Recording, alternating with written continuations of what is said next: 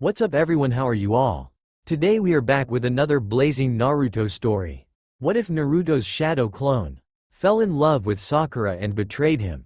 If you enjoy then please like, share and do comments. When Sakura saw Naruto walk into the classroom that morning, she wondered why he had even bothered to come, since he had flunked the academy graduation exam in front of the entire class just yesterday. Shikamaru ended up voicing her thoughts for her, and Naruto merely gave him a detached grin as he pointed at his official Konoha forehead protector. He had somehow become a ninja. But that wasn't the only thing that Sakura had noticed that was different about him. She couldn't put her finger on it, but there was something definitely off about him. He seemed tired, not his usual energetic self. Most likely he had to pull off some incredible stunt to prove his worth as a ninja and earn that forehead protector, no doubt. Perhaps that was it, he was just tired, that was all it was, so she just shrugged it off and turned her attention towards Sasuke as usual. Hinata, however, was much more observant. She noticed that Naruto's usually vibrant sky blue eyes looked as if they had aged over 100 years over the span of just one night. There was no longer that youthful twinkle, now there was only weariness. Her observations were cut short when Iruka entered the classroom and announced that he would be giving them their team assignments that day. Hinata, of course, silently prayed to be teamed with Naruto, while Sakura and Ino, on the other hand, were quite blatant about their own desires. Hinata, however, would not get her wish. Sakura cheered as she was placed on Team 7 with Sasuke and Naruto. Naruto, however, was oddly silent, grim even. Hinata had thought that Naruto would have been happy to be on the same team with Sakura, but apparently that wasn't the case. Not that she was complaining or anything, of course. Naruto's lack of interest also did not go unnoticed by Sakura. Once all of the teams had been formed, Team 7 was the last remaining to be picked up by their new Junin sensei. Sakura shot Naruto a cautious glance and found him leaning backwards into his chair and contemplatively staring up at the ceiling in silence. He looked as if he were deep in thought, something that Sakura never would have thought possible for someone as vapid as Naruto. Sasuke-kun. What's up with him? She whispered, nodding over towards their unusually quiet teammate. Sasuke clearly couldn't care less. Maybe he cheated to earn that forehead protector and now he's feeling guilty about it, he shrugged. Naruto then sighed as he got up to his feet. Sakura and Sasuke watched out of curiosity as Naruto placed a chalkboard eraser above the door. Sakura figured that there was nothing wrong with him if he still had the guts to play pranks. You shouldn't do that to our new sensei, she scolded, despite the fact that she actually did enjoy pranks like that. Naruto then glanced at her for a brief moment with a pair of eyes that reflected the most complex turmoil of emotions that she had ever seen. In that sea of blue was a roiling mixture of love, loss, grief, defeat, loneliness. She could go on until she had run out of words in her vocabulary. Or had she just imagined it all? The eye contact had only been a split second after all. He then gave her a small smile before returning to his seat. And then, to Sakura and Sasuke's surprise, Kakashi fell for Naruto's prank. Naruto didn't seem all too surprised though, nor did he even look the least bit amused. After a little grumbling from Kakashi, they all found themselves up on the roof for self-introductions. But before they had begun, Naruto asked Kakashi a question that neither Sakura nor Sasuke could make any sense of. "Nay, Kakashi-sensei," he said in that weary voice that had been so full of life just the day before. Do you remember the side effect of the Kage Bunshin no Jutsu?" Kakashi cocked his head to one side, not having expected to be quizzed about his knowledge of advanced ninjutsu right off the bat. He was pretty sure that academy graduates weren't even supposed to know what the shadow clone technique was. Chakra exhaustion and… He paused for a moment, death. If you divide your chakra among too many Kage Bunshin. Naruto merely nodded, getting the answer that he had expected, though it was impossible to tell whether he was satisfied or disappointed. His stoic face was impossible to read. "All right, since you volunteered to speak first, why don't you introduce yourself?" Kakashi suggested. Naruto rolled his eyes momentarily. "Uzumaki Naruto. Nice to meet you." There was a brief silence, as if they were expecting him to say more. "Hobbies? Likes? Dislikes? Dreams for the future?" Kakashi urged. He had been under the impression that Naruto was supposed to be an energetic prankster, so this stoic boy that was now in front of him was not what he had been expecting. I do a little of everything I guess, a jack of all trades, Naruto replied with a disinterested shrug. Everything? Kakashi raised an eyebrow. That's quite the resume you have there. Naruto let out a cynical laugh. Sure is. Care to elaborate? Not really. Next, Naruto nodded over at Sakura, who was sitting in between him and Sasuke. Sakura had originally been planning on using her self-introduction to flirt with Sasuke, but the atmosphere was already shot thanks to Naruto. I'm Haruno Sakura. I like sweets and reading books in my spare time as my hobby. Kakashi merely nodded and then gestured for Sasuke to introduce himself. He did his usual broody spiel about wanting to kill a certain person, at which Naruto rolled his eyes. Well, that's all for introductions, Kakashi stated, glad that was over with. Our first mission will be tomorrow morning at 0600 sharp at our designated training grounds, so don't be late. It may be tough on you rookies, so I'd recommend not eating breakfast either. Wait a minute, you haven't introduced yourself, Sensei, Sakura pointed out. Naruto called you Kakashi-sensei earlier, is that your name? Kakashi blinked for a moment in surprise. He had been so caught off guard by Naruto's shadow clone question that it hadn't even occurred to him that he knew his name already. Why, yes, my name is Hitaki Kakashi, he nodded, glancing over at Naruto quickly enough to catch a small smirk.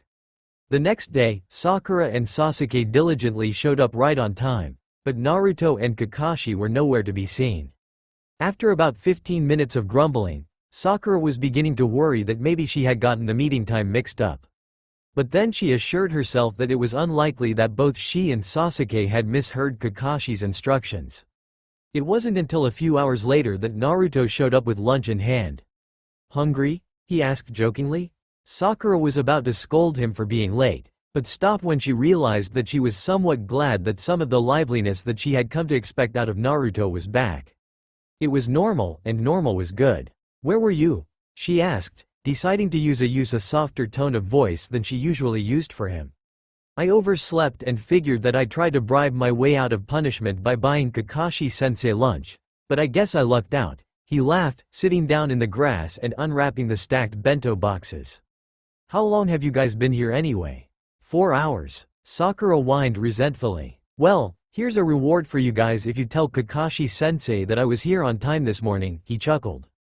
Sounds good to me, Sakura agreed, admittedly quite famished after having skipped breakfast. Not to mention that Naruto had somehow gotten his hands on an incredible-looking lunch. Though, she guessed that it would have to be incredible if he had originally planned on bribing Kakashi with it. Come on, Sasuke-kun. Sasuke let out a disgruntled sigh before joining his two teammates for the impromptu picnic. Needless to say, Sakura was quite happy and was silently thanking Naruto for such a great chance. Say, which restaurant did you get this from? Sakura asked once they had finished their meal. The food had been delightfully delicious, and even Sasuke seemed to be in a good mood, which in turn made the food even more delicious for her. Nozomi, he shrugged. Nozomi? Sakura raised an eyebrow. She had eaten there a few nights ago with her parents, and while it was quite a nice upscale restaurant, it wasn't as delicious as the bento that Naruto had brought. After some thought though, she just chalked it up to a change in kitchen staff or something. A couple hours later, enough time for them to digest their lunch, Kakashi showed up. As Sakura complained about his tardiness, Sasuke noticed that Kakashi looked slightly surprised by the empty bento boxes on the grass. Sasuke then realized that perhaps Kakashi had intended for hunger to be part of what he had planned for them that day. That was the only explanation Sasuke could come up with as to why a Junin would be 6 hours late to a mission briefing.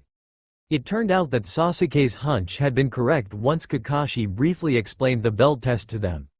Once they were given the green light, Sasuke and Sakura scattered, but to their surprise, Naruto was just standing there. Are you going to use the Kage Bunshin no Jutsu? Kakashi asked curiously, remembering what Naruto had asked him the other day. Nah, I destroyed the part of the forbidden scroll containing that technique when I stole it the other night, Naruto replied casually. Is that so? Kakashi raised an eyebrow. Well, I guess we should get started, yeah? Henge. Naruto shouted, but only his right arm was consumed with the smoke usually associated with the transformation technique. As the smoke cleared, Kakashi was surprised to find that Naruto had turned his right arm into a razor-sharp blade. Once the fight commenced, Kakashi noted that Naruto's speed and strength weren't really anything out of the ordinary, but it was his form that piqued his interest. Naruto swung that blade around with the controlled chaos of a hurricane. Not bad, Kakashi-sensei. Naruto grinned as his blade missed the strings that attached the bells to Kakashi's belt by a fraction of a millimeter. With you holding back so much, I figured I'd be able to get a bell by now. Quite the one, aren't you? Kakashi laughed. Believe it, Naruto shot back good-naturedly before they went at it again. By now, however, Sasuke was tired of seeing Naruto hold his own against a Junin, so he decided to join in. He had thought that he'd have to make a conscious effort to avoid Naruto's blade, but he was surprised that Naruto seemed to know where he was at all times. Now this isn't fair at all, ganging up on me 2-on-1 like this, Kakashi chuckled, keeping the two surprisingly talented genin at bay. Make that 3-on-1, Sakura declared, joining the fray. Keep in mind that there are only 2 bells, Kakashi reminded. Yeah, save your teamwork lecture for later. Naruto rolled his eyes, surprising Kakashi enough for Sakura and Sasuke to make a successful grab at the bells. All right, we did it, Sakura cheered, even though a part of her felt bad that Naruto didn't get one. Kakashi scratched the back of his head in slight confusion for a moment. Yeah, you 3 pass, I guess, he laughed. Naruto too? Sakura asked, surprised. Yeah, Naruto too, Kakashi nodded. As the days turned to weeks, Sakura found herself becoming accustomed to Naruto's strange mood swings. On certain days, he'd be in a bitter slump, completing their tedious D-rank missions with the efficiency of a cold and unfeeling machine. But, on other days, he'd be somewhat chipper. Though, the youthful exuberance that he was known for back during their academy days never returned. Naruto was less of an annoyance this way, however, so she hadn't paid much mind to it. Or rather, she was used to it. Admittedly, Sasuke didn't exactly have the warmest personality in the world, though his biting cold demeanor was one of his attractive points. Kakashi as well, despite his goofiness, was very emotionally detached. And, now, Naruto had joined their ranks as well. Hanging around her teammates was like being locked inside a freezer, an emotional icebox, but she was used to it, so she paid it no mind. That is, until one day, she ran into Hinata at the market district. Hey, Hinata. What's up? She asked out of politeness. She had never really gotten along with the quiet girl back at the academy. Hinata had been far too unapproachable, but only because of extreme shyness rather than the emotional chill that Sasuke was known for. Oh, just a day off from missions, Hinata replied awkwardly, twiddling her fingers as usual. How about you? Shopping? Oh, nah, my parents are busy with work, so I figured I'd grab something to eat. Sakura nodded towards the Nozomi restaurant a few buildings away. It's kind of embarrassing eating alone though, so would you like to join me? She asked with a laugh. Yeah, sure, Hinata shrugged. I feel so out of place here. Sakura giggled once the waitress had seated them and given them the menu. The majority of the people at this restaurant were middle-aged businessmen in suits. Why this place? Hinata asked nervously, also feeling as if she stuck out like a sore thumb. Oh, Naruto bought us a really delicious lunch from here a couple weeks ago, so I figured I'd come check it out. Though, it did take me a little while to save up enough to afford it, she laughed, taking a look around the place. Naruto-kun did? Hinata asked, feeling a slight pang of jealousy. Yeah, he was late for our first mission, so he tried to bribe his way out of punishment by buying us lunch. Can you believe that? Sakura giggled. Then she noticed a young couple walk out with a couple of black bento boxes. Hey, wait, the bento boxes were pink. She frowned, straightening up to get a better look around for any other bento boxes. All black, pink bento boxes? Hinata asked. I don't think any restaurant would use pink bento boxes. Yeah, I know, why didn't I think of that before? Sakura sighed. I remember seeing those pink boxes on sale at the vegetable market down the street. I think Naruto cooked that bento himself, but why would he lie about it? Are you ready to place your orders? The waitress asked, interrupting them. Yeah, I'll have the chicken donburi and a small side of miso soup, Sakura nodded. And I'll have the nigiri and sashimi combo, Hinata said. Hyuga princess, you are. Sakura laughed once the waitress was gone, causing Hinata to blush a little. So where were we? Oh, yeah, Naruto. Oh, wow, I can't believe I'm having a conversation about Naruto with another girl. Have you noticed anything strange about him? Hinata asked softly. The last time she had seen him had been during team selection, and she hadn't been able to forget the aged and weary look in his eyes since then. Well, he seems to have matured a lot, if that's what you're asking, Sakura replied. He doesn't fight with Sasuke-kun anymore either, though it's not like they get along exactly either. He has a lot in common with Kakashi-sensei. They're both kind of goofy, but they use that goofiness to keep others at a distance. You know what I mean? It's hard to explain. I can sort of understand, Hinata nodded. Well, he doesn't interfere with Sasuke and me, so it's for the best, I guess, Sakura shrugged. How about his eyes? Hinata asked, blushing and feel a little self-conscious for asking such a strange question. Normally, Sakura's crush radar would be blaring at full alert by now, but because of Naruto's strange behavior recently, she merely assumed that Hinata would just be curious. Anybody who even vaguely knew Naruto would be curious. Naruto had been a curiosity magnet lately after all. Yeah, his eyes are really strange, Sakura agreed. Sometimes I feel like I'm looking at an old man. His eyes are similar to Hokage-sama's. The waitress then interrupted them once again by bringing them their food. Sakura stared hard at her chicken donburi. It looked delicious enough despite being one of the restaurant's cheaper dishes. But once she tasted it, she knew that it wasn't the same chicken that Naruto had treated them to. Naruto's pink bento was way better. What are you doing? Sakura found Naruto up on the outer perimeter walls that protected the village. It looked like he was reinforcing the construction of the wall or something. I don't really like sitting around with nothing to do, he replied, applying a seal she didn't recognize onto a sturdy plank of wood before hammering it onto the base of the wall. It's a D-rank mission, but it keeps me occupied and I make a little extra money on the side. What are those seals? She asked, not really out of curiosity but to avoid any awkward silences. What kind of seals would I be putting on a fortress wall? He asked with a chuckle, hammering on yet another polished plank of wood. These walls as they are may repel catapult rounds for a while, but they won't be much use against, say, a giant summoned snake. But we're at peace with all the other nations, Sakura pointed out with the innocent naivete of a 12-year-old. I know, that's why this is a D-rank mission, he laughed. Oh, right, she giggled. It'd be B rank or higher if we were in time of war, and they'd probably hire someone more adept at it. Even though she said that, however, she had to admit that Naruto seemed adept enough to look like he was a machine on autopilot. Is this one of the things that makes you a jack of all trades? She asked, referring to his self-introduction a few weeks ago. I guess so, he chuckled. I'm surprised you remembered. You're a good cook too, aren't you? What makes you think that? Nozomi's doesn't use pink bento boxes, she pointed out. Sharp observation, he chuckled as he put his hammer down and paused from his work for a moment. So you're a cook too. It wasn't a question. Well, I can't eat instant ramen every day, he joked as he quickly put together an expertly crafted stool out of the planks of wood for her to sit on. Sakura raised an eyebrow as she tested the sturdiness of the stool for a moment before sitting down on it. It was surprisingly comfortable, as if molded specifically for her butt to sit on. Thanks. No prob, he shrugged, resuming his work on the wall. I meant, for the food too. It was delicious. He blinked in surprise and glanced at her for a moment with those mysterious eyes that had captured both her and Hinata's fascination.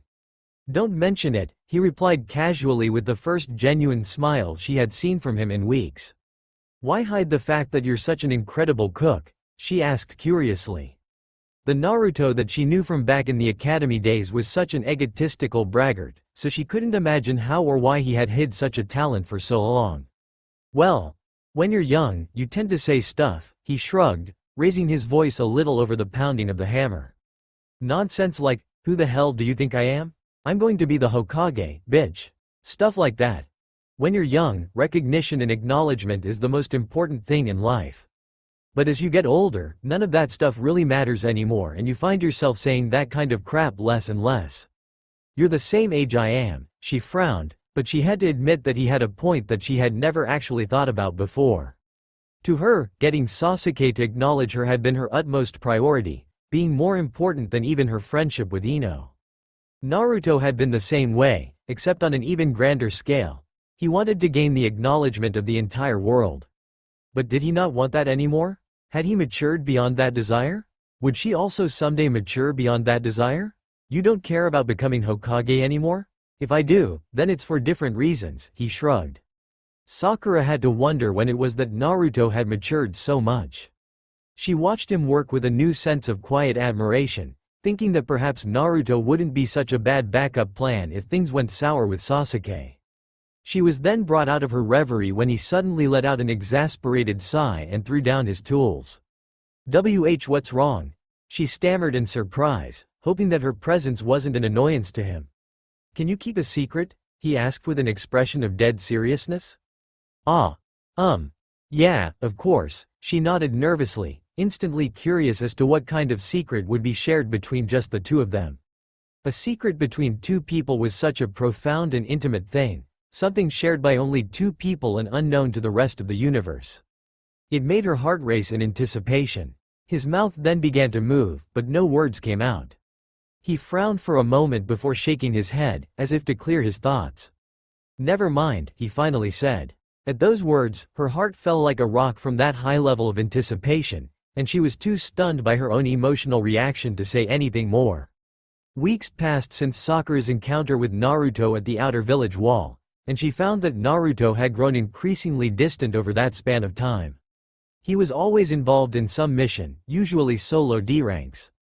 They had only just returned from a mission that took them away from Konoha to Wave Country for a little while, but he had immediately resumed his work reinforcing the outer wall with those protective seals, even going as far as giving it a new paint job just for the hell of it. Their time in Wave had been fairly uneventful. Naruto had insisted on scouting ahead the entire time, even though Kakashi hadn't thought it necessary for a C-rank mission. Naruto had gone so far ahead, in fact, that he had arrived at Wave a full day before the rest of them had. Sakura had figured that perhaps he had only used scouting ahead as an excuse not to talk to her, which had actually made her feel a little sad. It had given her a chance to talk with Sasuke the entire way, but it still wasn't a good feeling being snubbed like that. In the end, it had turned out to be a fairly textbook escort mission, and Naruto had been sensitive enough to at least walk back to Konoha with them instead of going ahead by himself, though he still didn't say a word to her. And Sakura didn't like it one bit. Being ignored by Sasuke was one thing, since he ignored anyone and everyone that walked, talked, and had a pair of boobs. But Naruto, up until a few months ago, had worshipped the very ground she treaded upon. Even if she had felt that this change had made him more tolerable, she just couldn't ignore the fact that she was no longer idolized. She was just fickle like that. Naruto, we need to talk, she demanded, putting her proverbial foot down. That secret that you mentioned a little while ago, does that have anything to do with why you're not talking to me anymore? Naruto paused from his construction of a flamethrower turret and raised an eyebrow. That was the new D-rank mission that was keeping him busy at the moment, lining the tops of the outer walls and the lookout towers with automated flamethrower turrets. He had even devised a piping system that fed fuel to the flamethrowers so that it only took one person to operate an entire line of turrets. Jack of all trades indeed. You really are observant, he laughed, sheepishly scratching the back of his head. Then I deserve to know what that secret is, she huffed indignantly. Naruto glanced down at the flamethrower that he was tinkering with and let out a sigh. He then got up to his feet and began installing it on an empty turret tripod. It's something that might change your life, you know, he warned, still working in order to avoid her gaze. It's something that might change you. That grand, huh? She rolled her eyes sarcastically. Well, if you don't want to hear me out with a serious and open-minded attitude, it's better if I don't tell you. He shrugged, rigging the flamethrower up to the piping system. Sakura sighed. Sorry, it's just that it's been getting on my nerves, she muttered, her curiosity clearly overpowering her pride. I guess you want to know if I still have a crush on you or not, he chuckled, surprising her with his bluntness. Yeah, that's one way to put it, she sputtered, fighting hard not to blush. Don't worry, Sakura-chan, I still love you, he grinned, meeting her eyes for the first time in weeks. That's why I've been avoiding you. Was it something that I did? She asked with a pout, not believing how easily the word, love, had flowed from his heart. Nah, it's not you, it's me, he laughed, using that cliché line that all girls hated. Then his face turned serious.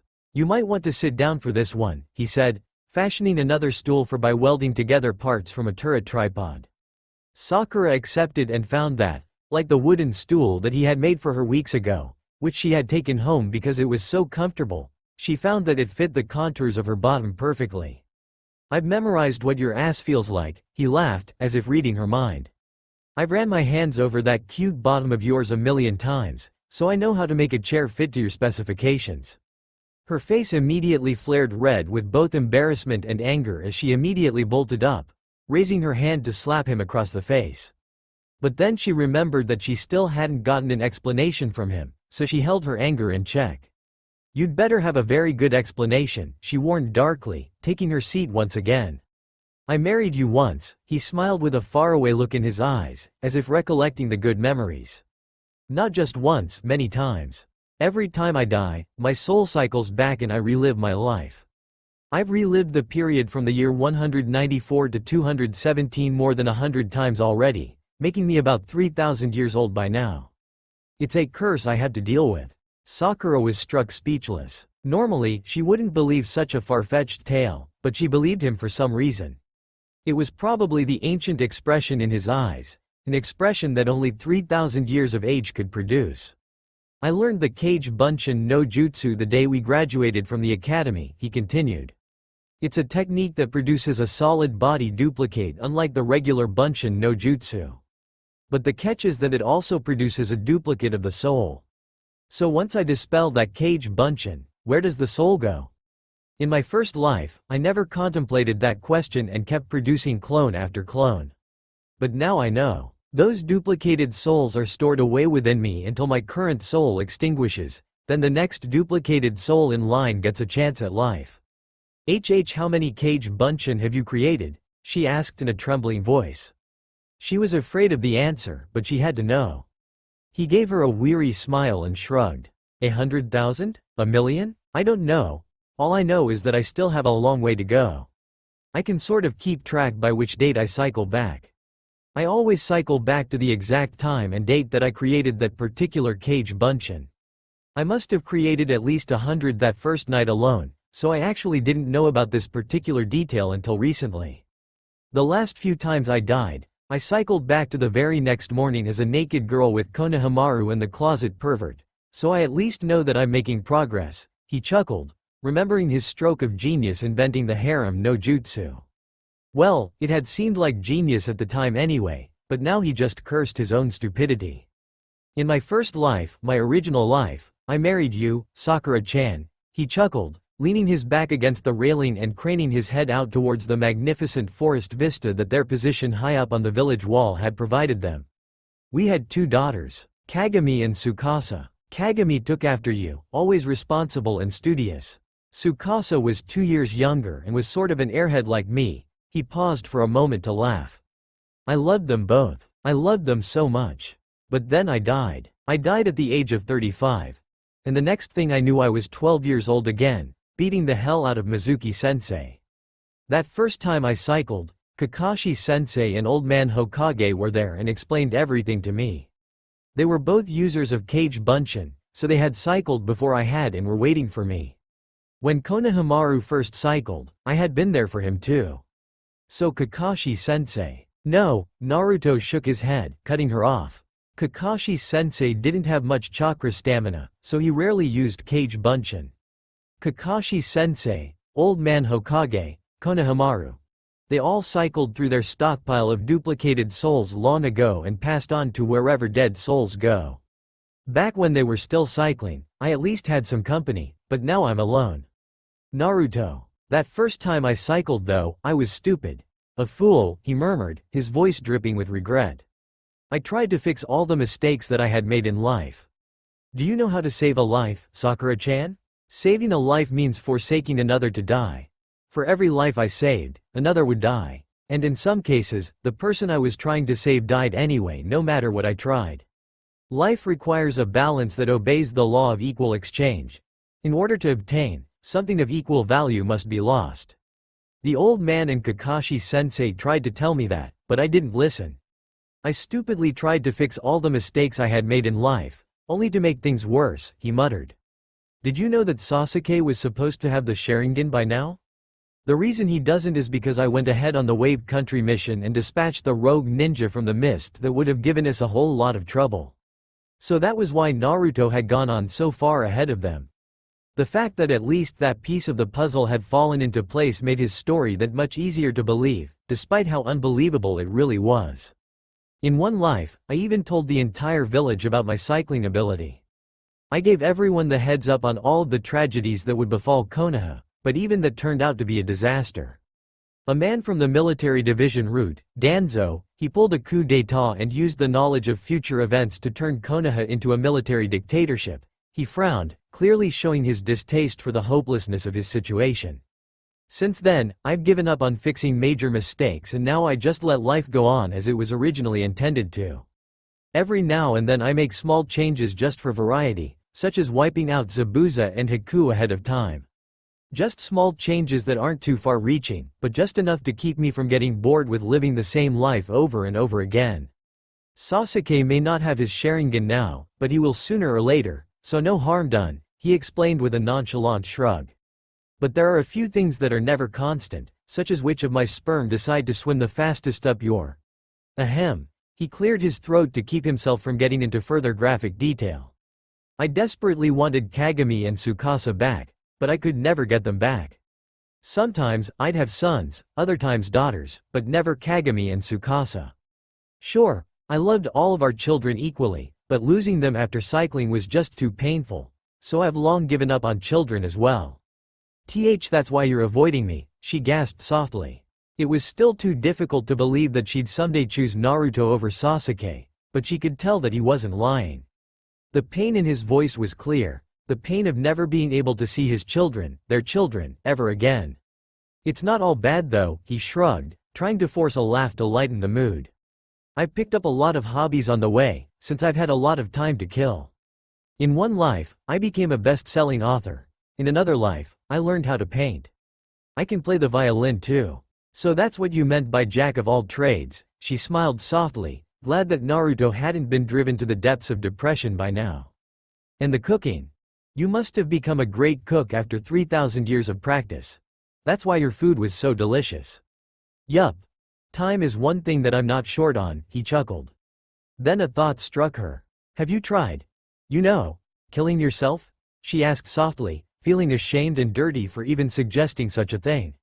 But if it could possibly help him cycle through his stockpile of souls faster and end his suffering, then she felt obligated to at least mention it. He then let out a sigh and looked at her with those weary eyes. Yeah, he replied in a defeated voice. I even made a deal with Shinigami-sama once, to cut my lifespan short and take my soul, but it made you really sad. I didn't want that, so I never tried it ever again.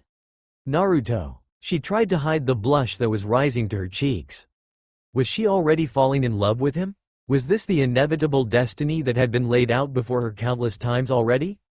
One thing was clear though, that he surely loved her still. It's a lot to take in, I know, he said with a comforting smile. Give it some thought, but don't tell anybody else. I wouldn't want Danzo getting wind of this and going on a rampage again, nor do I want to assassinate him. Okay, Sakura didn't have much of an opportunity to dwell upon Naruto's tale because soon afterwards Kakashi had admitted them into the Chunin exams. Despite the fact that Naruto had probably aced the exam countless times already, she still worried about it. She had always been a worrier when it came to exams. She did get a boost of self-confidence though when she had spotted the genjutsu hiding the room number that had fooled all of the other genin there. It was then that a strange boy in green spandex began hitting on her and challenged Sasuke to a fight. At first, Sakura was giddy with delight that Sasuke would be fighting against another boy that seemed to have a crush on her. But right from the start, things didn't look good for Sasuke.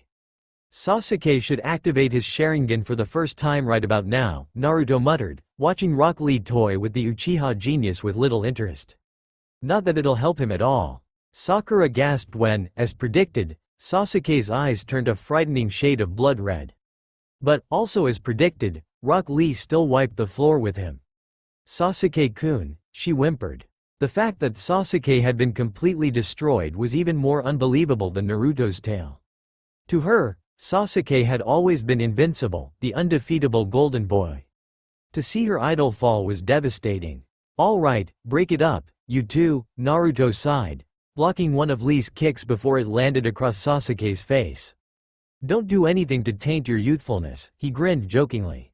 Lee blinked for a moment, confused, and then smiled. You're right, I almost lost sight of what is youthful, he apologized, using the nice guy pose.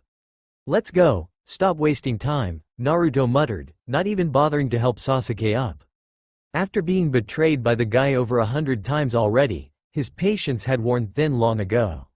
He no longer saw Sasuke as a brother as he once had in his original life. Time had long stripped him of his innocent and naive outlook on life.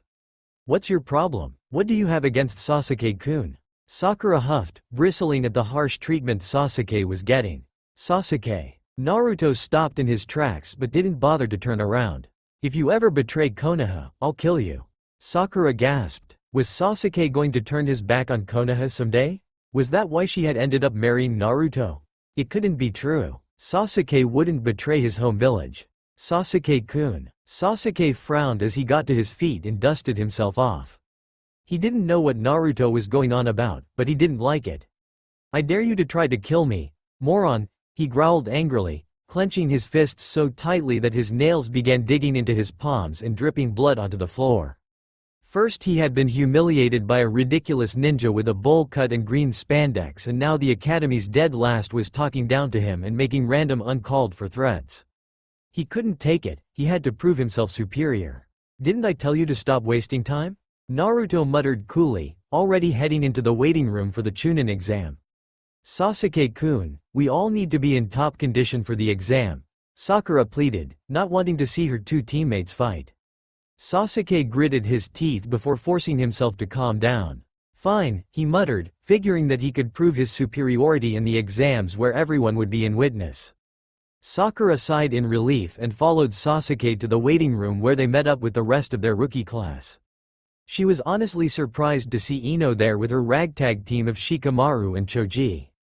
Were those three really qualified for this exam? Oddly enough, Naruto was hamming it up with a team of genin from the sand. She was about to warn him to back off because the short one with the large gourd on his back looked like he was about to kill somebody any second now, but she was interrupted by the arrival of a fellow Leaf genin named Kabuto.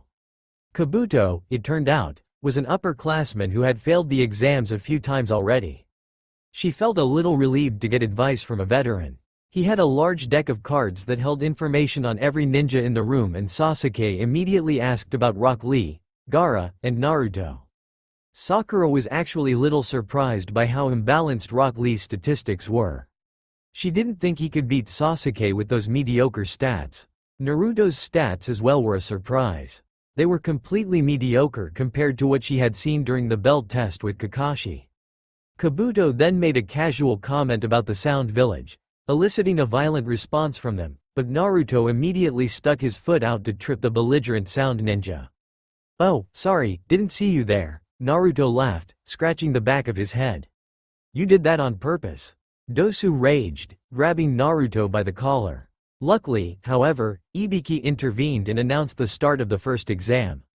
Sakura let out a sigh of relief when it turned out to be a written test. Normally, she'd worry about Naruto, but she figured that he probably had all of the answers memorized by now. As she suspected, the first exam went by uneventfully. Even the final 10th question, which had been a psychological scare tactic, didn't really faze her. It seemed like Naruto really did know what he was doing after all. The second exam, however, scared her. The bloodthirsty examiner even forced them to sign waivers just in case they died during the exam. The only solace she found was that they'd be doing this as a team. We'll make it through this okay, right? She gulped nervously, hoping for confirmation from Naruto. But he didn't answer. He seemed to be keeping a close watch on the team of grass ninja. Are they strong? She asked worriedly. The one with the long tongue definitely gave her the creeps. That was when Naruto's eyes shot wide open in shock. Orochimaru, he roared, charging in towards the grass ninja with a sphere of spiraling chakra in hand. Naruto-kun, I knew it. It must be the Kage Bunshin no Jutsu that has granted me this second chance at life. Orochimaru cackled with sadistic glee, immediately shedding his disguise. Why didn't you tell me before, Naruto-kun? You're so mean to keep this wonderful secret from me. Orochimaru. How many cage bunshin did you make? Without me even noticing during the previous life? Naruto fired the sphere of chakra like a cannon, ripping Orochimaru's left arm off. No, the question is, how many have you gone through? Orochimaru grinned, easily regenerating his lost limb. Quite a few, I'm guessing, considering that you've managed to develop a method to fire the Rasengan as a projectile. Orochimaru, what is going on here? Anko demanded, finally recovering from the shock of finding her old mentor engaged in a battle with one of her examinees. Odama Rasengan, Naruto shouted in a rage, charging up a ridiculously large sphere of deadly chakra in each hand before firing them both at incredible velocity at Orochimaru. That's quite the troublesome technique. Orochimaru mused, barely being able to avoid certain death.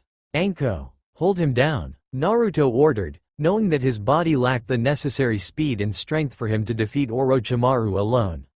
But before Anko could respond, Naruto saw it. He saw it, but his current body couldn't do anything about it, and the next thing he knew, the Kusanagi sword had been impaled straight through his body. Naruto! Sakura screamed in horror. Orochimaru! You're going down with me, Naruto grinned, holding Orochimaru in place with cage bunshin. He knew it would add a few cycles to his life, but it was insignificant in the long run. I won't let you hurt this version of Sakura-chan. I'll just be back next time around, Orochimaru replied smugly, unafraid of the Rasen Shuriken that Naruto had aimed straight at his ice-cold heart. I'll kill you in the next life before you cycle, Naruto shot back with a weak grin, already coughing up the blood that cemented his death. That will wipe out your entire stockpile of duplicated souls. You discovered the cage bunshin secret a little too late, Orochimaru. I'll cycle to the next life months before you do and kill you.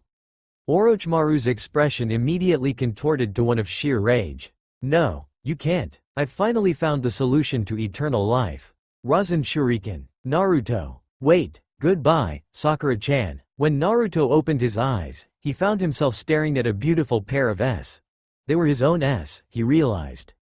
Konohamaru was there as well, eyes wide as saucers, and Ebisu was unconscious with a massive nosebleed. He had cycled back as expected. When did Orochimaru ever use the cage bunshin? He wondered bitterly, dispelling the perverted technique before heading straight for the Sandame's office without even saying a word to Konohamaru. He had much more pressing issues. He must have done it during the Chunin exams, otherwise he would have used his knowledge of future events to completely mess everything up, he concluded, rushing past the guards posted outside the Sandame's office. I still have time, but not much. Naruto? Sarutobi raised an eyebrow in surprise as his doors slammed open. What brings you here? Where's Ero Sennin? Naruto demanded. I need to see him. Ero Sennin? Jiraiya. Naruto growled, slamming his fists on the desk in impatience. I need to find Orochimaru now before he cycles back. What are you talking about? Sarutobi asked, dazed by the suddenness of it all.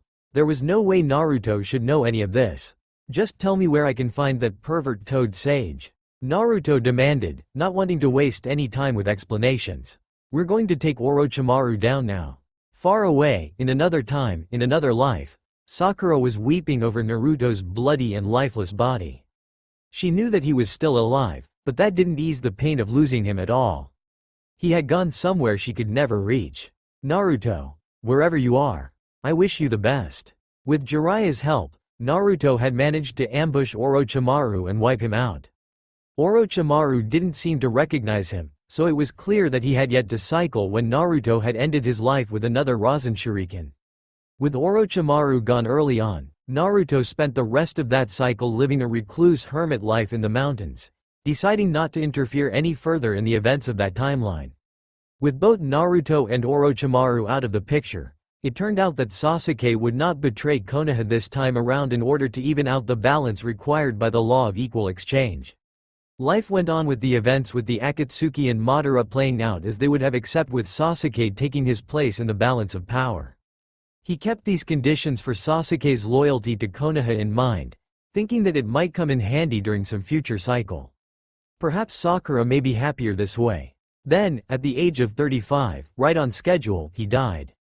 Sakura-chan, gay. Naruto? Stop it, leave me alone. Sakura wailed as Naruto smothered her with an affectionate embrace. Get off me before I kill you. Naruto grinned sheepishly as he let her go. He had lived in the mountains alone until the age of 35 in his previous cycle, so that made it 23 years since he had last spoken to Sakura, and he had missed her dearly. "What's wrong with you?" she screamed, clearly flustered that Sasuke just happened to be watching. Naruto just gave her a playful wink before heading up to the back of the classroom to ham it up with Shikamaru, Choji, Kiba, and Shino. In previous cycles, Shikamaru had often been a very reliable cohort, so it was very good to see him again.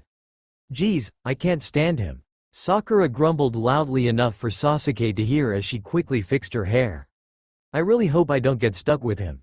But just her luck, when Iruka announced the team assignments, she ended up teaming up with Naruto on Team 7. She let her disgust be known to the entire class, but Naruto surprisingly didn't react. He merely left with Iruka to get some ramen once they had been dismissed for lunch. Even later that day, when they had been introduced to the Junin who would lead their team, Kakashi, Naruto had been surprisingly civil and well-behaved despite that freak public display of affection that morning. That, however, wouldn't last very long. When Sakura had gotten out of the bath that night and was getting ready for bed, she heard a poignant melody floating in through her window. Her neighbor was a very attractive single woman, so she figured that it was yet another suitor trying to woo her with a moonlit serenade. She sighed as she went over to her balcony to take a look, wishing that Sasuke would serenade her. She then gasped when she saw that it wasn't her neighbor that was being serenaded, it was for her. There was Naruto in her backyard with a violin, eyes closed, and playing an aria that, true to its name, seemed to lift her spirit upon its lighter-than-air melody. It was such a beautiful piece that she almost felt as if her tears could escape any second now. When the song came to a close, he jumped up to her balcony, startling her, and sat there, perched on the balcony railing, with a grin across his face. "Good evening, Kya," she squealed when she realized that the only thing she was wearing was a pink bath towel.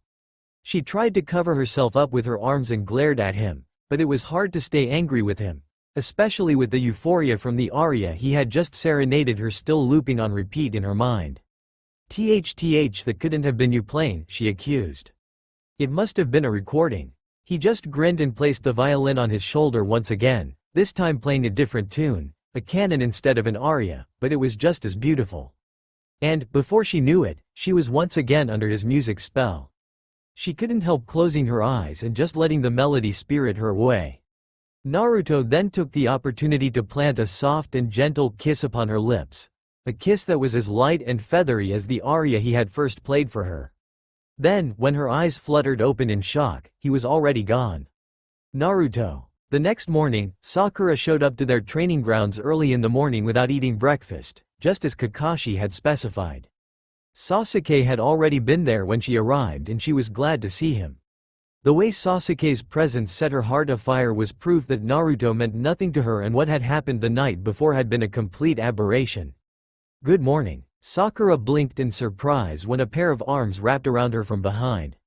It felt so good that her body immediately switched to autopilot and melted into the loving and protective embrace. "Sakura-chan?" Naruto asked, noticing that she had gone into a daze. He then laughed a little and playfully blew into her ear, jolting her out of her reverie and causing her to let out a small moan of pleasure. He knew exactly what turned her on. "Naruto, what are you doing?" she screamed, realizing that Sasuke had witnessed it all. "Sasuke-kun, it's not what you think. You're the only one I have feelings for, please believe me," she pleaded in desperation. Sasuke, seeing this opportunity to lose a fangirl, just huffed and turned away, pretending to be angry. Being on the same team with Sakura would be much more tolerable for him if he didn't have to deal with her excessive fangirling. "Sasuke-kun, please believe me," she begged. "You're the only one for me." Sasuke just continued to ignore her. "Naruto, explain to Sasuke-kun right now that there's nothing between you and me," she demanded angrily, stomping her foot. "Come on, Sasuke, drop the act and let's have breakfast," Naruto suggested cheerfully as he laid out a picnic blanket. "Kakashi-sensei told me that he'd be late, so we might as well keep our energy up. We'll be sparring with him today after all." Sasuke gave him a suspicious glance before joining him for breakfast. The prospect of sparring against a Junin excited him and he wanted to be in the best shape possible, so breakfast was a must. "All right, but it better not be any garbage that you cooked up. Don't worry, it's takeout from that diner down the street, Naruto lied. Sakura-chan, you too. She had to fight back drool at the sight and smell of scrambled eggs mixed with potatoes, bacon, sausage, mushrooms, and peppers. She immediately forgot what it was that she had been angry about before and sat down to eat. She really loved a Western breakfast, but her parents insisted on traditional Japanese. I also brought some strawberry and peach tarts, he said with a grin, handing the small bakery box over to Sakura, causing her to squeal with delight. He really knew what buttons to press. Once they had finished breakfast, Sasuke went off to train and prepare for what he guessed would be an intense match with Kakashi later on. Sakura was still glowing with satisfaction from the delicious meal and decided to just relax under the shade of a tree. She watched with curiosity as Naruto jumped up onto one of the branches of the tree she was sitting under and pulled out a harmonica. He leaned back against the trunk and began belting out a mellow bossa nova jazz tune. It was so relaxing that she couldn't help smiling and closing her eyes, allowing herself to drift upon the lazy melodies. It was as if she had suddenly been spirited away to a sandy beach somewhere off the coast of Ipanema. The next few weeks of D-rank mission after D-rank mission felt somewhat empty for Sakura. Naruto, for some reason, seemed to be avoiding her, and Sasuke was avoiding her as well, though that wasn't actually anything unusual. It didn't seem like Naruto was angry with her. He had actually been quite cheerful with her, but also quite distant at the same time. It was frustrating because now she had started questioning her sanity. Had Naruto really kissed her that night on her balcony, or had it all just been some kind of hallucination brought on by his hauntingly beautiful music? If he had really kissed her, then why was he avoiding her now all of a sudden? Why did he keep disappearing right after missions were over? It was driving her crazy, but she just couldn't bring herself to ask Naruto for some answers. She got her answers the day that they returned from an uneventful escort mission to Wave Country. A new best-selling novel had been published while they had been gone, and the author of that novel had been none other than Uzumaki Naruto. She figured that he must have locked himself in his room every single day after missions were over in order to write that book. She found it to be a perfectly plausible and acceptable reason for his absence and lack of social life, but it still didn't explain that kiss. She had immediately gone out to buy it, hoping that maybe the answers she had been searching for may lie within its pages, and finished it in one night. It had a funny title, Doki Doki Fantasy, but it was an incredibly sad and tragic tale about a train, a lonely girl, and the conductor that loved her. She had cried so hard at the end that she had to go get a glass of water to keep from dehydrating. She had also found it disturbing how she had grown increasingly obsessive over Naruto. She couldn't help it though. It seemed like, overnight, he had become even more mysterious than Sasuke. The music, the novel, what else did the guy have up his sleeve? The next day, after their daily D-rank missions were over, she had planned to talk to him about his novel, but, as usual, he disappeared immediately once Kakashi had dismissed them for the day. Unbelievable. Was he writing another novel? He's not getting away from me this time. She growled in frustration, determined to track him down. The first place she checked was his apartment. She knocked, but got no response. Then, finding that the front door was unlocked, she figured that perhaps he was home and just didn't hear her knock. "Anybody home?" she called out cautiously as she slipped off her sandals at the doorway. Naruto's place was what she imagined it would look like, a complete mess. But it was somewhat of a charming mess. There were crumpled pieces of paper all over the place, no doubt botched pages from his novel. There were also various musical instruments lying around haphazardly. There was a shamisen leaning against the couch, a guitar hanging from the wall, harmonicas in various keys scattered across the kitchen table, an open violin case resting on the floor, even an upright piano over in the far corner. Then there were the paintings. She knew that he could write heartbreaking novels and play heartbreaking music, but she hadn't known that he could paint as well. In the middle of the living room were an easel and an unfinished canvas oil painting on a plastic mat that protected the carpet from stray paint. The unfinished painting was a magnificent piece depicting Konoha's twilight sky. There was also an open sketchbook on the kitchen table among the various harmonicas. She flipped through it and saw that it was full of portrait sketches.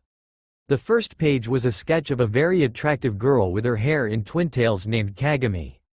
On the next page was a girl named Tsukasa. There were 24 portraits in all, of people she had never seen before. Sakura-chan? Naruto. She gasped, jumping in surprise as he came in through the front door. I didn't mean to intrude. It's okay, he said with a warm smile. He had been used to coming home to Sakura's welcome embrace during their married days, so he didn't mind at all. It was actually kind of nice. Like my artwork? He asked, seeing no point in hiding it. Why yeah, it's very nice, she nodded. The models you used are very pretty too. Especially this Kagami girl. I can tell you put a lot of effort into her portrait. She couldn't help but feel a pang of jealousy. Naruto laughed a little and picked up his sketchbook. Kagami, his first daughter, had been 14 years old when he had died and had been growing up into a stunning beauty. But that had been at least 3,000 years ago, she would be long dead now. Sakura. This was my daughter, our daughter. Sakura couldn't fall asleep that night. She was still in a daze from Naruto's tale. No matter how she looked at it, it was too unbelievable to be true, but, for some reason, she knew that he hadn't been lying to her. Only 3,000 years of practice could produce the exquisite technique required to play such beautiful music. Only 3,000 years of practice could produce a person of Naruto's talents. Only 3,000 years of loneliness could produce those weary eyes of his. Naruto couldn't bring photographs with him when he died, so he immediately sketched as accurately as possible the faces of each of his children every time he cycled. He had lived over 100 times already but had only 24 children. She realized that it must have become too painful for him to bear to lose any more of his children, so he must have just given up on having children altogether. It was too sad a tale, so sad that she didn't want it to be true. But seeing the faces of the children that she had given birth to in another life had struck a chord in her. Looking at their faces had made her feel like a mother.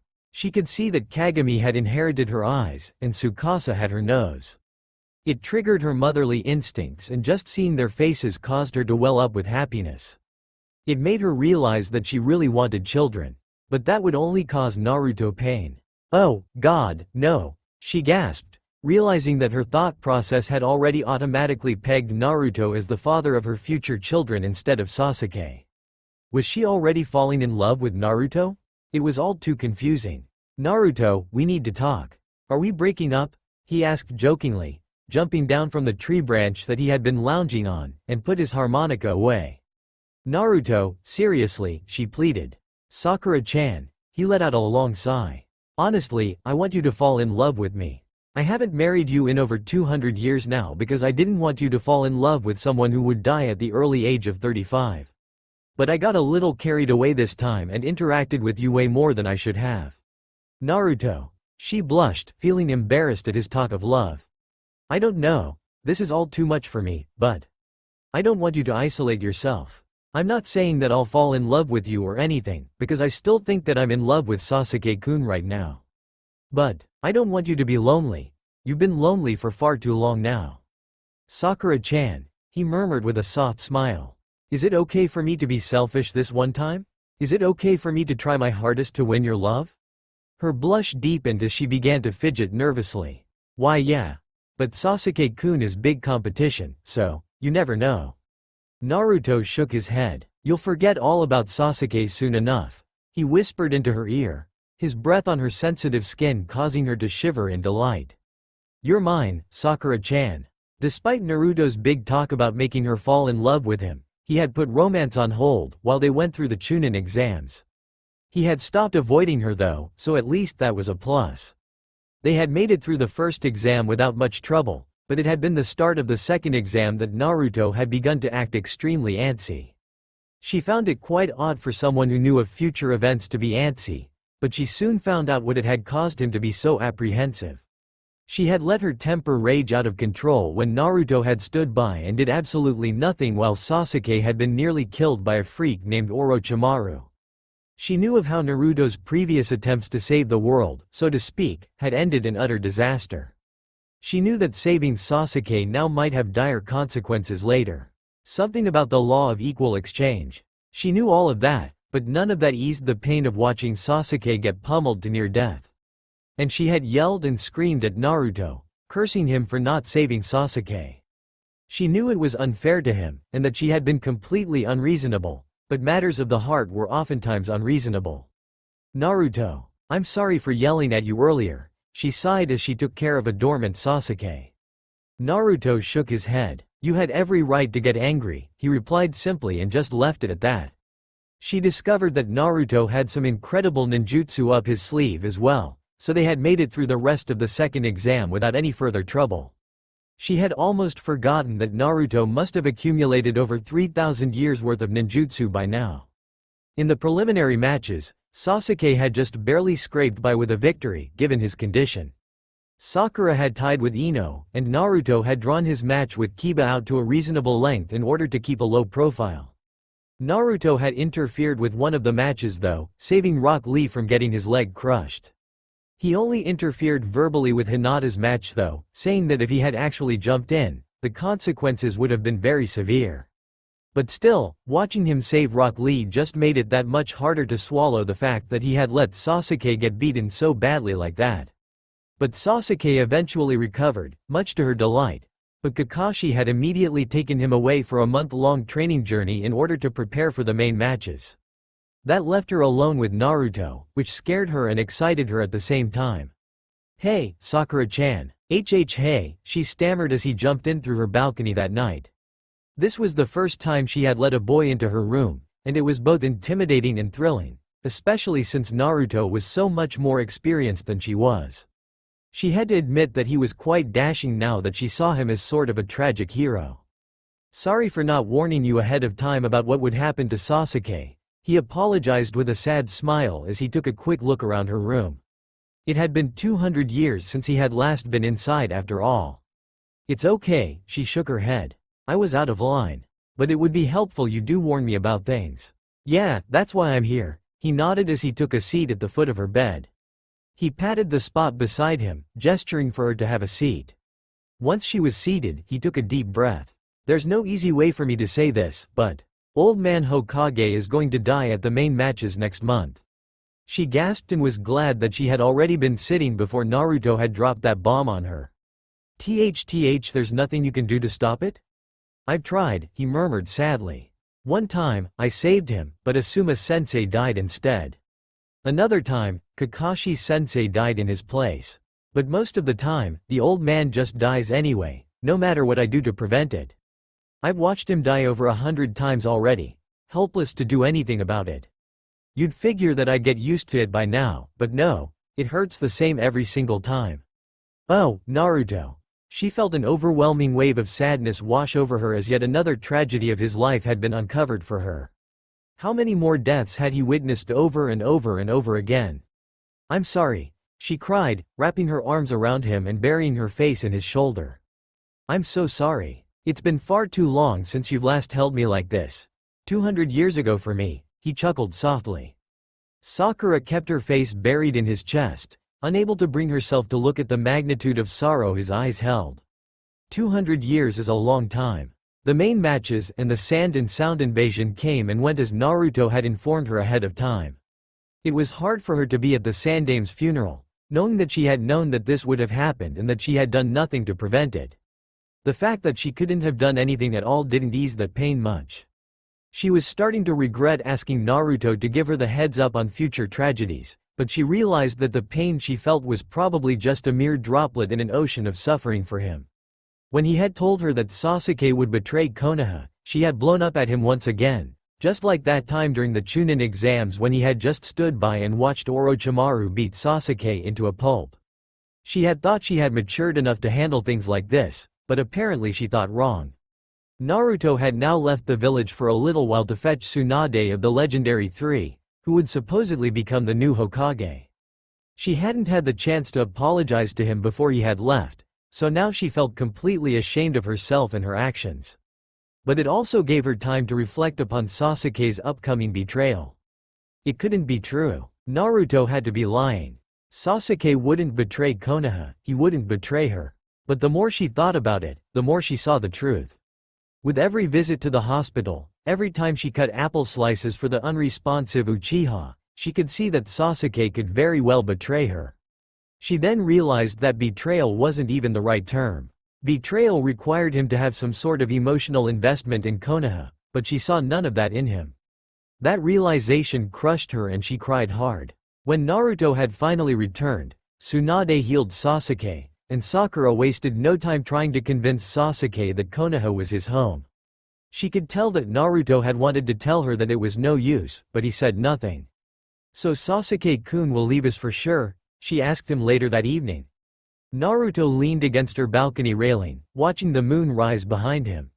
He seemed deep in thought for a moment before returning his gaze to her. "I'll keep him from betraying you," he said firmly, remembering his previous cycle. He had assassinated Orochimaru early and then led an isolated hermit life until he had died. That was the only way he knew how to keep Sasuke loyal to Konoha without throwing the balance of life out of whack. "You will?" she asked, surprised. Then she remembered the law of equal exchange.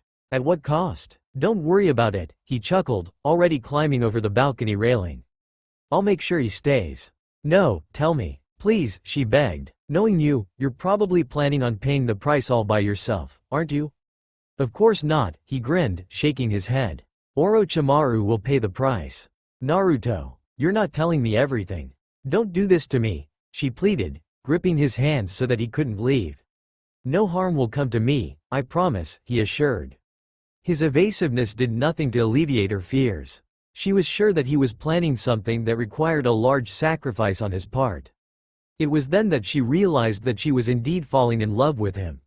Her desperation to keep him by her side at all costs was proof of that. "Naruto, please. I gotta go prepare for Orochimaru's assassination. Not much time left, so I'll see you later, Sakura-chan," he said and then gave her a light peck on the cheek. At that moment, she could tell that "see you later" most likely involved his next cycle.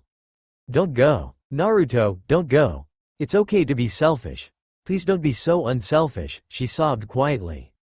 "If you want me so badly, just take me." "Sorry, Sakura-chan. I'll see you later." "No, don't leave," she screamed, desperately clinging onto him. "Don't leave," but he was already gone. "I shouldn't have told her my secret," Naruto murmured to himself. Even with 3,000 years of wisdom, he had still been stupid enough to not be able to prevent, or even foresee, such a mistake. He quickly gathered the supplies he needed from his apartment, cursing himself the entire time. After 200 years of avoiding Sakura, he had finally given in to his desire for her. He had told her his secret, hoping for her love. But instead, he had ended up burdening her. Kachiyose no Jutsu. He summoned a small messenger toad and ordered it to go find Jiraiya. "That should be everything," he muttered as he scanned his apartment one last time for anything he may have forgotten before setting off. As Naruto headed for the North Gate, he looked around his hometown one last time, knowing that he wouldn't be able to return until his next cycle. He had at least 20 years before he would die, so that wouldn't be for a while. Then, just as he reached the North Gate, a voice stopped him. Naruto found it somewhat ironic that, in previous cycles, this had been the exact spot where Sakura had once tried to prevent Sasuke from leaving. "Sakura-chan, I finally understand," she said softly. "That novel you wrote, Doki Doki Fantasy. The characters represent Sasuke-kun, you, and me, don't they? I didn't realize it when I had first read it because it had never occurred to me that Sasuke would someday leave me. But now that I can see that it could happen. I finally understand your novel. I knew I shouldn't have published that book this time around," he chuckled. "So you wrote that exact same novel in a previous cycle," she giggled softly, trying to cover up her tears. "I should have figured that much. Sakura-chan, I made a huge mistake telling you my secret. If I had never told you, then you wouldn't have been burdened with this decision," he sighed. "You didn't even give me a chance to make that decision," she cried. "It's either you or Sasuke-kun, right? That's what it all boils down to, right? Don't go making my decisions for me." "Then do you want to make a decision?" he asked, turning around to face her for the first time. "If I stay, Sasuke will betray Konoha. If I go assassinate Orochimaru now and then live a life of isolated exile, Sasuke will stay.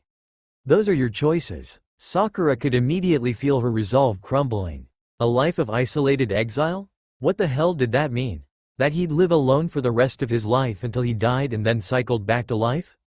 Then what? He'd repeat the process all over again? "It'll be less of a burden for you if I just made that decision for you," he said, seeing her hesitance.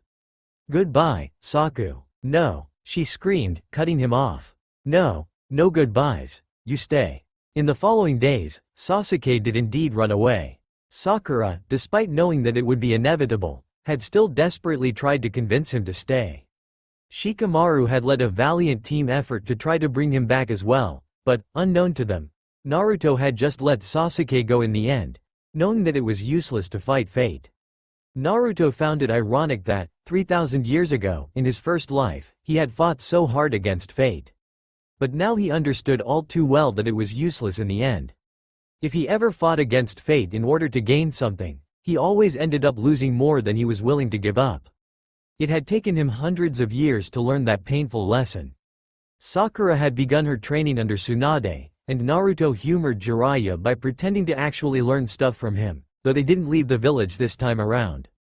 Naruto had wanted to be with Sakura as much as possible, so he had convinced Jiraiya out of going on that 3-year training journey. "Naruto, can I ask you something?" she asked as he rowed them out to the middle of a beautiful lake. Sakura had always envisioned a date to be the standard dinner and a movie, but Naruto always took her out to such creative and adventurous outings. She loved it, but there was still something that bothered her. Aren't you going to kiss me?" she stammered. He had been alive for over 3,000 years, married her multiple times, so what was the holdup? Was he still shy despite all those years of experience? About that, he laughed sheepishly, putting the oars to rest for a moment. "You're still 13 years old. What's that supposed to mean?" she huffed, suddenly feeling very self-conscious about her small undeveloped S. "I'm 3,000 years older than you, Sakura-chan," he chuckled, playfully ruffling her hair as a grandparent would do to a child. "I'd feel kind of dirty if I didn't at least wait until you became an adult." So that was it. He didn't want to feel like a pedophile. She suddenly felt very young and insignificant compared to Naruto's 3,000 years of life, wisdom, and experience. "I give you permission," she suddenly said, feeling a bit stubborn. "Law states that you're in no position to grant such permission," he laughed. "Just be patient, Sakura-chan." She suddenly felt very stupid for asking him to kiss her. She wasn't even really sure about her own feelings for him yet. For all she knew, it was possible that she had only turned to him because Sasuke was now gone. That didn't seem very fair to Naruto. But she had chosen him, hadn't she? That night when he had been determined to assassinate Orochimaru and leave Konoha for good in order to guarantee Sasuke's loyalty, she had begged him to stay. She had chosen him over Sasuke. Didn't that mean something? She frowned. "Naruto, I want you to kiss me." "No, don't be so stubborn. Just shut up and kiss me." "I don't want to." "Naruto." Since then, Sakura had set off on a mission to seduce Naruto. She was sure of her feelings for him, and she wanted him. The fact that he had the willpower to wait a few more years for her to grow up only made her drive that much stronger. She wanted to prove to him that she was already grown up enough. "Oh, Naruto. Yeah, that's the spot. Ooh. Sakura-chan," he whined. "Could you quit it with the pornographic moaning? I can't help it," she purred sensuously as he continued to massage her back. "It feels so good. Can I take my shirt off?" "No, please? It would feel so much better if you used massage oil." "No, you're not old enough, young lady," he scolded. "HMPH, you're no fun," she pouted. "Old man." Naruto twitched. "I know what you're trying to do, Sakura-chan. Please don't make this harder than it already is for me." "Fine," she sighed, sitting up and resting her head on his shoulder. "But try to see it from my perspective too. If you do die at 35 like you say you will, I only have 22 years left with you. You're too young to talk like that. As if we're already committed to marriage or something. You're way too young to make that decision," he scolded. "But it's true, isn't it?" She frowned. "I'm already falling for you. And we'll eventually get married, and I'll spend my days with you until you die." Naruto shook his head and then kissed her lightly on the forehead. "You're not destined to fall in love with me. You haven't for the previous 15 or so cycles, so don't talk like marriage is inevitable. I want you to be free to make that decision on your own when the time comes." "I disagree," she pouted. "You may think I'm immature, but I do believe in soulmates. Those previous 15 Sakuras probably did love you, and you only hurt them by avoiding them and not marrying them." Naruto studied her for a moment, impressed by her insight. "Maybe you're right," he said with a smile, finally drawing her in close for a gentle kiss to her lips.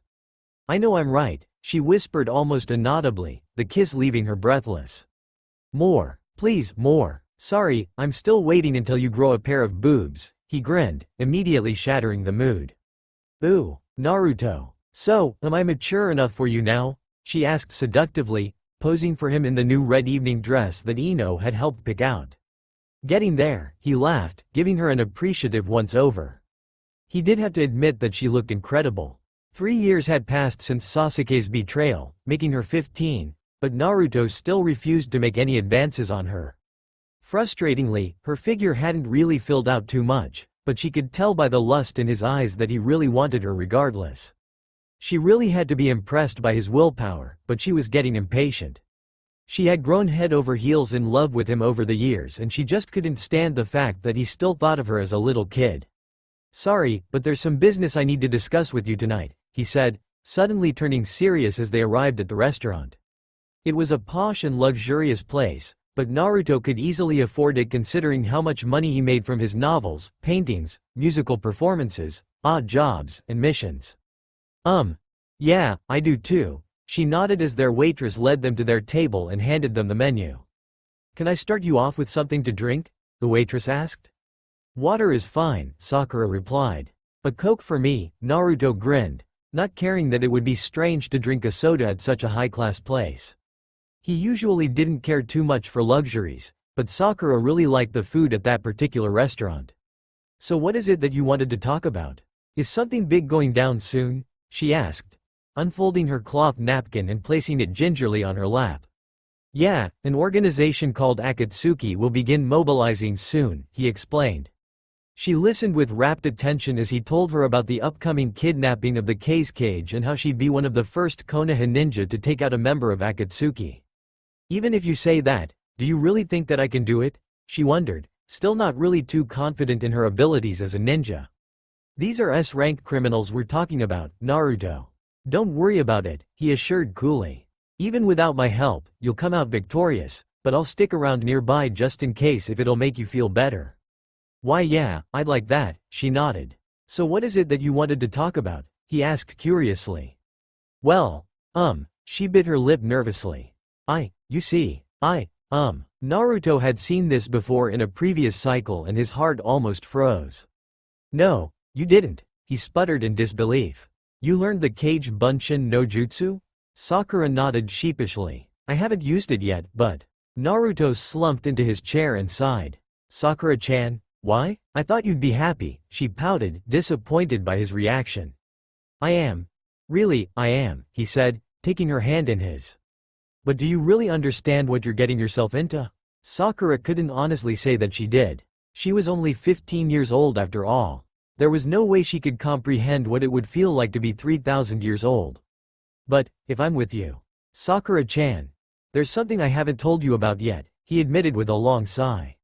We tried this before. In a previous life, you learned the Kage Bunshin no Jutsu for my sake. Really? So this isn't the first time? She asked in surprise. What happened to her? She cycled with me, he replied in a distant voice. We were together for a good 400 years. Being with her took away all of the loneliness that the Kage Bunshin no Jutsu has cursed me with. But one day, before she cycled, she died, effectively wiping out her stockpile of souls. You mean, she gasped. I was crushed, he said with a bitter laugh. You wouldn't believe how painful it was to lose the person that I had spent 400 years with. And that's when you began avoiding a relationship for 200 years straight, she murmured, starting to see the pieces fall into place. When I cycled back and the Sakura in that lifetime had no memory of the 400 years we had spent together, I was so crushed that I committed suicide right then and there, he murmured. I slit my wrist for about 5 cycles straight until I got tired of seeing my own blood. Dying, cycling back, dying, cycling back, dying. Since then I've turned into this bitter and cynical old man that you see now. Naruto. I won't use it, she said, stroking his hand comfortingly. No, he shook his head, smiling a little. It would make me very happy if you did. I'd be honored if you'd be willing to spend the next couple million years with me, he laughed. If you love me, I'd be willing to risk everything for you. Naruto. She gasped, starting to feel the tears that were threatening to spill. Does that mean that? Oh, I do love you, Naruto. I love you so much. I love you too, Sakura-chan. Hey, Sakura-chan. Remember me? Sakura blinked for a moment, surprised by the blonde Anbu ninja that had suddenly appeared beside her. You're, you're Uzumaki Naruto, right? She asked, her facing lighting up in recognition. From back in the academy. Oh, you remembered, he laughed, paying for the sweets she was just about to purchase. Wow, that was. What? 3 or 4 years ago. She laughed, graciously accepting the box of Daifuku mochi. You're Anbu now? She asked, finding him to be quite dashing with that Anbu tattoo on his upper arm and his fox mask worn haphazardly backwards. Weren't you the class clown back then? Yeah, well, I've cleaned up my act since then, he chuckled. I had a crush on you back then and I'd annoy the hell out of you every day, remember? My memory is kind of fuzzy, but I do recall something like that, she laughed, still in disbelief at how much of a catch that Naruto, the class clown, had turned out to be. I'll walk you home, he offered with a charming grin. So how about you? I hear that you've become the old hag's apprentice. Old hag? Oh, you must mean Tsunade-sama, she giggled. Yeah, it's hard work, but I think I've gotten a lot stronger, she nodded proudly. I was the one that dragged her back to Konoha. She had been kicking and screaming the entire way, so I know how much of a handful she could be, he laughed. You're incredible to have put up with her for so long. Oh, she's not so bad, Sakura replied, joining in on the laughter. Well, this is my place, thanks for walking me. No prob, he shrugged. Do you want to come inside? She asked hopefully. She didn't think she'd feel this way since Sasuke had left, but there was no mistake that she was falling for this guy. We can catch up over a cup of tea. I'd like that, he nodded, grinning happily as he stepped inside the Haruno household. So how'd you get into Anbu? She asked, leading him to the kitchen table before setting some water to boil. She was glad that her parents weren't home yet. If I told you, I'd have to kill you, he joked. Oh, you secret agents, she giggled, pouring him a cup of warm genmai tea. She then opened up the box of Daifuku mochi that Naruto had paid for earlier and offered it to him. Try one. He picked up one of the powdery balls of rice dough and grinned playfully as he held it to her lips, causing her to blush like a schoolgirl. You always did love sweets. She took a tentative bite, careful to avoid his fingers. You have powder on your lips, he whispered, leaning in close to wipe her lips clean with his own. Naruto. She closed her eyes, her heart racing like mad as she waited in anticipation. Then, all of a sudden, her eyes fluttered open in shock and disorientation as she pushed him away. You're back, he grinned. Naruto? Is that you? She gasped, studying his 15-year-old features. She then looked at her young and svelte fingers. I did it. I cycled back, it worked. So you remember everything? He asked. Do you remember love? Of course I do, sweetie, she cooed, bringing him close for a kiss. Then she realized something. Hey, wait a minute, you were trying to kiss me before I even cycled. But I didn't, he assured coolly. That's not the point. You were seducing me before I even cycled. She protested, feeling a pang of jealousy. She didn't want him flirting with anybody, even if it had been another version of her. I was just testing your soulmate theory, that's all, he explained, kissing her again to calm her down. I was only with her for maybe 10 minutes tops and she was already all over me. HMPH, well, isn't that great for you, she pouted. Oh, come on, don't be like that. I missed you, he grinned, snaking behind her and planting soft kisses along the side of her neck, causing her to moan in delight. Ooh, more, she giggled, any leftover anger already having dissipated. I love this 15-year-old body. So, tell me, what happened after I died? He asked, now kissing her earlobe. How's Asuka? I died about 20 years after you did. It's too bad that you missed Asuka's wedding, she said, turning around and snuggling up against him. She married Shinji-kun, Ino and Shikamaru's kid. She had already left the house and started a life of her own, but I still miss her. You must miss her even more. She had only been 15 when you cycled. Yeah, I miss her like hell, but I'm glad to hear that she's happy, he grinned. So what about you? She asked. What's with the Anbu gear? He shrugged. I figured I'd offer my services to Anbu this time around. Hell of a lot more exciting than D-rank missions. You're not going to be too busy to spend time with me now that you're big shot Anbu, are you? She asked teasingly, leading him up to her bedroom. Hey, Anbu missions may be more exciting than D-rank missions, but they're still a walk in the park for me. He laughed, already trailing kisses down her neck, unzipping her shirt before continuing down between her bra. You don't feel like a pedophile this time around? She giggled. Why should I? You're an old hag now after all, he joked. HMPH, still 3,000 years younger than you dirty old man, she retorted, stripping him of his armor. Ooh, Anbu missions have definitely paid off, she gasped, almost drooling at his muscular physique. Your parents might come home soon, he pointed out despite the fact that he was already hungrily tasting her lips and tongue. Correction. They're already home, she sighed, pushing him off and fixing her clothes as she heard the front door open.